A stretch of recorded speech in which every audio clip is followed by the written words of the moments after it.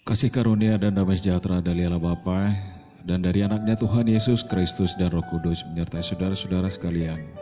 Shalom, selamat pagi bagi kita seluruhnya Bapak Ibu Saudara-saudari. Firman Tuhan sebagai renungan harian dan juga nats untuk pagi hari ini bagi kita, yaitu tertulis di dalam Mazmur pasal 86 ayat 11. Hari ini hari Sabtu tanggal 17 April 2021. Saya akan bacakan untuk kita seluruhnya. Demikian firman Tuhan. Tunjukkanlah kepadaku jalan-Mu ya Tuhan, supaya aku hidup menurut kebenaran-Mu. Bulatkanlah hatiku untuk takut akan nama-Mu. Sabda Tuhan. Bapak Ibu Saudara-saudari yang dikasihi Tuhan, seluruhnya kita yang pasti di dalam kondisi COVID-19 saat ini, yang pasti kita harus meminta pertolongan kepada Tuhan. Dan kita juga harus meminta dan juga di dalam kerendahan hati memohon kepada Tuhan untuk memulihkan kondisi kehidupan kita masing-masing. Apapun saudara alami dan apapun yang sudah saudara lalui dalam hidup hingga saat ini. Nas ini juga menguatkan kita Bapak Ibu, saudara-saudari, yaitu tentang doa minta pertolongan, yaitu doa Daud kepada Tuhan di dalam kondisi kehidupannya, di dalam kondisi yang benar-benar dikejar-kejar dan juga tidak ada satupun ketentraman di dalam kehidupannya ketika dia dalam proses pemilihan oleh Tuhan untuk memimpin bangsa Israel, di mana dia harus dikejar-kejar oleh Raja Saul.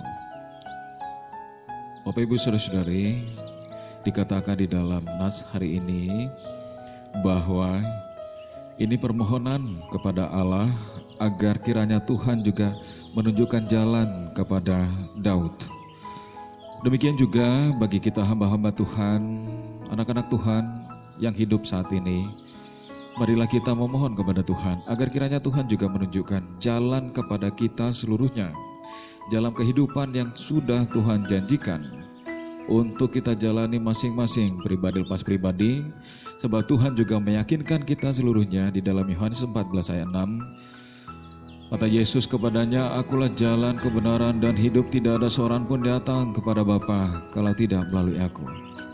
Maka di dalam konteks ini juga, ini akan menopang Bapak Ibu Saudara-saudara dan juga saya, untuk kita tetap memohon kepada Tuhan agar seluruh jalan yang sudah kita jalani, sekalipun itu penuh dengan kerikil, penuh dengan batu-batu yang sangat besar, atau mungkin jalan yang saudara lalui sekarang ini harus melalui jalan yang sangat luar biasa, susah dan sulitnya.